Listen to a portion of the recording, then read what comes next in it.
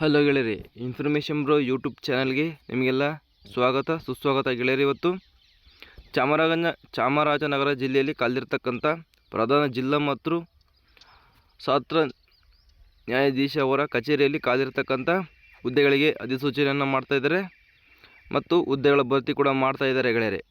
ಅದಕ್ಕೆ ನೇಮಕಾತಿ ಪ್ರಕಟಣೆಯಾದ ದಿನಾಂಕ, ಸ್ಥಳ ಯಾವುದು, ಯಾವ ಹುದ್ದೆ, ಸಂಖ್ಯೆಗಳು ಎಷ್ಟು, ಟೈಮ್ ಎಷ್ಟು, ಎಲ್ಲ ಮಾಹಿತಿಯನ್ನು ತಿಳಿಸ್ತೇನೆ. ವಿಡಿಯೋವನ್ನು ಸಂಪೂರ್ಣವಾಗಿ ನೋಡಿ ಗೆಳೆಯರಿ. ಹಾಗೆ ನಮ್ಮ ಚಾನಲ್ನ ಇನ್ನೂ ಸಬ್ಸ್ಕ್ರೈಬ್ ಆಗಿಲ್ಲ ಅಂದರೆ ದಯವಿಟ್ಟು ಕೆಳಗಡೆ ಚಾನಲ್ನೇ ಸಬ್ಸ್ಕ್ರೈಬ್ ಮಾಡಿದೆ, ಸಬ್ಸ್ಕ್ರೈಬ್ ಆಗಿ. ಹಾಗೆ ಬರ್ತಕ್ಕಂಥ ಬೆಲ್ ಐಕಾನ್ ಕೂಡ ಕ್ಲಿಕ್ ಮಾಡ್ಬೋದು ಗೆಳೆಯರಿ. ನೋಡಿ, ನೇಮಕಾತಿಯಾದ ದಿನಾಂಕ 7/3/2026 7/3/2026ರಲ್ಲಿ ಒಂದು ಪ್ರಕಟಣೆ ಆಗುತ್ತೆ. ಎಲ್ಲಿ ಅಂದರೆ ಪ್ರಧಾನ ಜಿಲ್ಲಾ ಮತ್ತು ಸತ್ರ ನ್ಯಾಯಾಧೀಶವರ ಕಚೇರಿ, ಚಾಮರಾಜನಗರದಿಂದ. ಮೇಲ್ಕಂಡ ಅಧಿಸೂಚನೆಯನ್ವಯ ಚಾಮರಾಜನಗರ ಜಿಲ್ಲಾ ನ್ಯಾಯಾಂಗ ಘಟಕದ ಅಧೀನ ನ್ಯಾಯಾಲಯಗಳಲ್ಲಿ ಖಾಲಿಯಿರುವ 13 ಸೇವಕರ ಹುದ್ದೆಗಳಿಗೆ ಅರ್ಹ ಅಭ್ಯರ್ಥಿಗಳಿಂದ ಆನ್ಲೈನ್ನಲ್ಲಿ ಅರ್ಜಿಗಳನ್ನು ಆಹ್ವಾನಿಸಲಾಗಿದೆ. ಆನ್ಲೈನ್ ಮೂಲಕ ಅರ್ಜಿಗಳನ್ನು ಸಲ್ಲಿಸಲು ಕೊನೆಯ ದಿನಾಂಕ 13/4/2026 ಆಗಿರುತ್ತೆ ಅಂತೇಳಿ ಕೊಟ್ಟಿದ್ದಾರೆ ಗೆಳೆಯರಿ. ನೋಡಿ, 13 ಸೇವಕರ ಹುದ್ದೆಗಳಿಗೆ ಇಲ್ಲಿ ಅರ್ಜಿಗಳನ್ನು ಕರೆದಿದ್ದಾರೆ. ಇಲ್ಲಿ ಜಿಲ್ಲಾ ನ್ಯಾಯಾಲಯದಲ್ಲಿ ಕೆಲಸ ಇರುತ್ತೆ. ಲಾಸ್ಟ್ ಡೇಟ್ ಬಂದುಬಿಟ್ಟು 13/4/2026 ಆಗಿರುತ್ತೆ. ಆನ್ಲೈನ್ನಲ್ಲಿ ಅರ್ಜಿಗಳನ್ನು ಸಲ್ಲಿಸಬೇಕಾಗುತ್ತೆ ಗೆಳೆಯರಿ. ಕೆಳಗಡೆ ಅದರ ಬಗ್ಗೆ ಸಂಪೂರ್ಣವಾದ ಮಾಹಿತಿನ ತಿಳಿಸ್ತೇನೆ, ಬನ್ನಿ ನೋಡಿ. ಅರ್ಜಿಗಳನ್ನು ಕಡ್ಡಾಯವಾಗಿ ಚಾಮರಾಜನಗರ ಜಿಲ್ಲಾ ನ್ಯಾಯಾಲಯದ ವೆಬ್ಸೈಟ್, ಈ ಒಂದು ವೆಬ್ಸೈಟಲ್ಲಿ ನೀವು ಆನ್ಲೈನಲ್ಲಿ ಹೋಗಿ ಅರ್ಜಿಗಳನ್ನು ಸಲ್ಲಿಸಬೇಕಾಗುತ್ತೆ. 13/3/2026ರಿಂದ 13/4/2026 ರಾತ್ರಿ 12 ಗಂಟೆವರೆಗೆ ಮಾತ್ರ ಅರ್ಜಿಗಳನ್ನು ಸಲ್ಲಿಸತಕ್ಕದ್ದು, ಸರಿನಾ. ಮುಂದುವರೆದ ಪೂರ್ಣ ಅರ್ಜಿ ಸಲ್ಲಿಸಿದ ಅಭ್ಯರ್ಥಿಗಳಿಗೆ ಶುಲ್ಕ ಪಾವತಿಸುವ ದಿನಾಂಕ 14/4/2026 ಲಾಸ್ಟ್ ಡೇಟ್ ಆಗಿರುತ್ತೆ ಅಮೌಂಟ್ನ ಪೇ ಮಾಡಲಿಕ್ಕೆ. ನೋಡಿ, ಅಭ್ಯರ್ಥಿಗಳು ಅರ್ಜಿಯಲ್ಲಿ ತಮ್ಮ ಚಾಲ್ತಿ ಇರುವ ದೂರವಾಣಿ ಸಂಖ್ಯೆ ಮತ್ತು ಇಮೇಲ್ ವಿಳಾಸವನ್ನು ಕಡ್ಡಾಯವಾಗಿ ನಮೂದಿಸಬೇಕು. ಆನ್ಲೈನ್ ಹೊರತುಪಡಿಸಿ ಖುದ್ದಾಗಿ ಮತ್ತು ಅಂಚೆ ಮೂಲಕ ಇನ್ಯಾವುದೇ ರೀತಿಯಲ್ಲಿ ಸಲ್ಲಿಸಲು ಅರ್ಜಿಗಳನ್ನು ಪರಿಗಣಿಸಲಾಗುವುದಿಲ್ಲ, ಸರಿನಾ. ಆನ್ಲೈನ್ ಮೂಲಕ ಮತ್ತು ಖುದ್ದಾಗಿ ಅಂದರೆ ನೀವೇ ಹೋಗಿ ಅರ್ಜಿಗಳನ್ನು ಸಲ್ಲಿಸ್ಬೋದು, ಅಥವಾ ಅಂಚೆ ಮೂಲಕ ಇಲ್ಲಿ ಅರ್ಜಿಗಳನ್ನು ಸಲ್ಲಿಸಬಹುದು. ಮತ್ತು ಇನ್ಯಾವುದೇ ರೀತಿಯಾಗಿ ಅರ್ಜಿಗಳನ್ನು ಹಾಕಿದರೆ ಇಲ್ಲಿ ಪರಿಗಣನೆ ಮಾಡಲಾಗುವುದಿಲ್ಲ, ಸರಿನಾ. ಹುದ್ದೆಗಳ ಸಂಖ್ಯೆ 13 ಆಗಿರುತ್ತೆ. ವೇತನ ಶ್ರೇಣಿ ನೋಡೋದಾದರೆ 27,000ದಿಂದ 46,000 ಪರ್ ಮಂತ್ ಆಗಿರುತ್ತೆ. ಮಂತ್ಲಿ ಇನ್ಕ್ರೀಸ್ಮೆಂಟ್ ಇರುತ್ತೆ ಗೆಳೆಯರೆ. ನೋಡಿ, ಮಂತ್ಲಿ ಇನ್ಕ್ರೀಸ್ ಆಗ್ತಾ ಇರುತ್ತೆ. ಒಟ್ಟು 27,000 ಸ್ಟಾರ್ಟಿಂಗ್ ಇರುತ್ತೆ.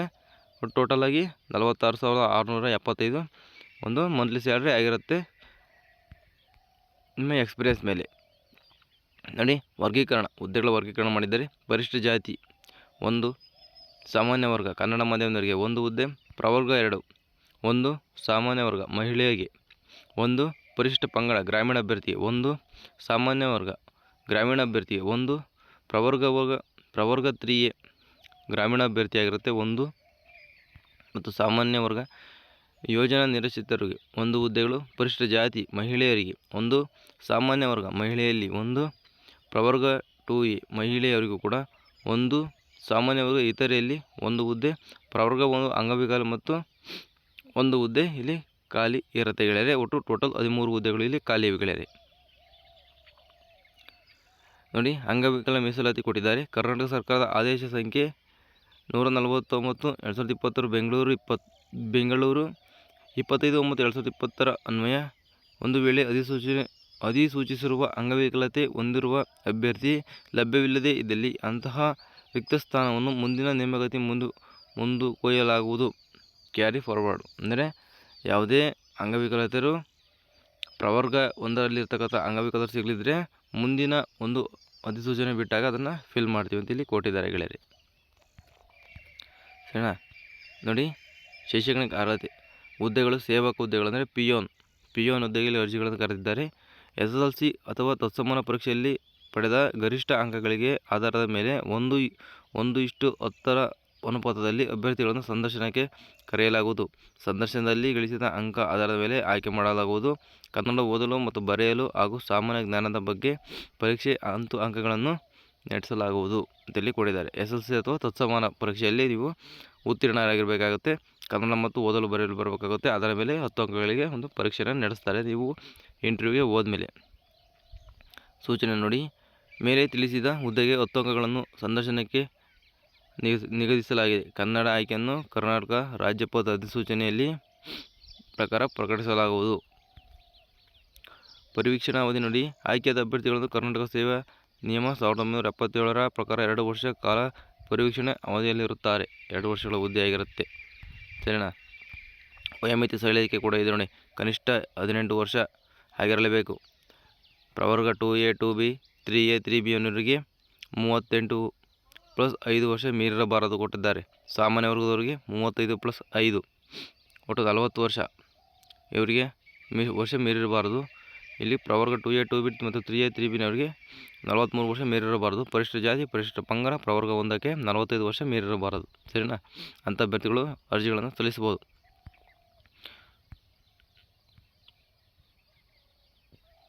ನೋಡಿ, ಇಷ್ಟು ಈ ಒಂದು ಹುದ್ದೆಯ ಸಂಪೂರ್ಣವಾದ ಮಾಹಿತಿಯಾಗಿರುತ್ತೆ. ಅರ್ಜಿ ಸಲ್ಲಿಸುವ ವಿಧಾನ ಕೊಟ್ಟಿದ್ದಾರೆ. ಅರ್ಜಿ ಶುಲ್ಕವನ್ನು ಕೊಟ್ಟಿದ್ದಾನೆ ನೋಡಿ. ಸಾಮಾನ್ಯ ವರ್ಗ ಪ್ರವರ್ಗ 2A 2A 2B 3A ಮತ್ತು 3B ಸೇರಿದ ಅಭ್ಯರ್ಥಿಗಳಿಗೆ 200 ರೂಪಾಯಿ ಇಲ್ಲಿ ಅಪ್ಲಿಕೇಶನ್ ಫೀಸ್ ಆಗಿರುತ್ತೆ. ಪರಿಶಿಷ್ಟ ಜಾತಿ ಪರಿಶಿಷ್ಟ ಪಂಗಡ ಪ್ರವರ್ಗ 1 ಹಾಗೂ ಅಂಗವಿಕಲ ಅಭ್ಯರ್ಥಿಗಳಿಗೆ ಶುಲ್ಕ ವಿನಾಯಿತಿ ಇರುತ್ತದೆ. ಯಾವುದೇ ರೀತಿಯ ಫೀಸ್ ಇರುವುದಿಲ್ಲ ನಿಮಗೆ. ನಿಗದಿ ಶುಲ್ಕವನ್ನು ನೀಡಿದ ನ್ಯಾಯಾಲಯದ ವೆಬ್ಸೈಟ್ ಲಿಂಕ್ ಮುಖಾಂತರ online payment through net banking, credit card, debit card ಮತ್ತು UPI ಮೂಲಕ ಪಾವತಿಸತಕ್ಕದ್ದು. ಅಭ್ಯರ್ಥಿಗಳು ಆನ್ಲೈನ್ ಮೂಲಕ ಅರ್ಜಿ ಭರ್ತಿ ಮಾಡುವ ಮೊದಲು ಕೆಳಕಂಡ ಸೂಚನೆಗಳನ್ನು ಕಡ್ಡಾಯವಾಗಿ ಓದಿಕೊಳ್ಳತಕ್ಕದ್ದು. ಇದೆಲ್ಲ ಡಿಸ್ಕ್ರಿಪ್ಷನಲ್ಲಿ ನೀಡುತ್ತಾರೆ. ದಯವಿಟ್ಟು ಓದ್ಕೊಂಡು ನಂತರ ನೀವು ಆನ್ಲೈನಲ್ಲೇ ಅರ್ಜಿಗಳನ್ನು ಸಲ್ಲಿಸಬೇಕಾಗತ್ತೆ ಗೆಳೆಯರೆ. ಇಷ್ಟು ಈ ಒಂದು ವಿಡಿಯೋದ ಸಂಪೂರ್ಣವಾದ ಮಾಹಿತಿ ಆಗುತ್ತೆ. ಇದೇ ರೀತಿ ಜಾಬ್ಗಳ ಬಗ್ಗೆ ಇನ್ಫಾರ್ಮೇಷನ್ ನಮ್ಮ ಚಾನಲ್ ನೋಡ್ತಾ ಇರ್ತೀವಿ, ಕಳಿಸ್ತಾ ಇರ್ತೀವಿ, ನಿಮಗೆ ತಿಳಿಸ್ತಾ ಇರ್ತೀವಿ ಗೆಳೆಯರೆ. ಹಾಗೆ ಎಲ್ಲ ರೀತಿ ಇನ್ಫಾರ್ಮೇಷನ್ ಕೂಡ ನಮ್ಮ ಚಾನಲಲ್ಲಿ ಸಿಗ್ತಾ ಇರುತ್ತೆ. ಯಾವುದೇ ರೀತಿ ಜಾಬ್ಗಳ ಬಗ್ಗೆ ಮಾಹಿತಿಯನ್ನು ಕೊಡ್ತಾ ಇರ್ತೀವಿ ಗೆಳೆಯರೆ. ಹಾಗೆ ಅದಕ್ಕಾಗಿ ನಮ್ಮ ಚಾನಲ್ ಸಬ್ಸ್ಕ್ರೈಬ್ ಆಗಿ. ನಾವು ಹಾಕ್ತಕ್ಕಂಥ ಎಲ್ಲ ವೀಡಿಯೋಗಳು ನಿಮಗೆ ನೋಟಿಫಿಕೇಷನ್ ಮುಖಾಂತರ ಬರಬೇಕಂತಂದರೆ ಹಾಗೆ ಬರ್ತಕ್ಕಂಥ ಬೆಲ್ ಐಕನ್ ಕೂಡ ಕ್ಲಿಕ್ ಮಾಡಿದರೆ ನಾವು ಹಾಕ್ತಕ್ಕಂಥ ಎಲ್ಲ ವೀಡಿಯೋಗಳು ನಿಮಗೆ ಮೊಬೈಲ್ಗೆ ನೋಟಿಫಿಕೇಷನ್ ಮುಖಾಂತರ ನಿಮ್ಮ ಮೊಬೈಲ್ಗೆ ತಲುಪುತ್ತೆ ಗೆಳೆಯರೆ. ಹಾಗೆ ಈ ವಿಡಿಯೋ ಇಷ್ಟ ಆದರೆ ಒಂದು ಲೈಕ್ ಮಾಡಿ. ಸಿಗ್ತೀನಿ ಇದೇ ರೀತಿ ಜಾಬ್ ಇನ್ಫಾರ್ಮೇಷನ್ ತಗೊಂಡು. ಅಲ್ಲಿವರು ನಮ್ಮ ಚಾನಲ್ ನೋಡ್ತಾ ಇರಿ. ಸಿಗ್ತೀನಿ ಮುಂದಿನ ವಿಡಿಯೋದಲ್ಲಿ. ಬಾಯ್.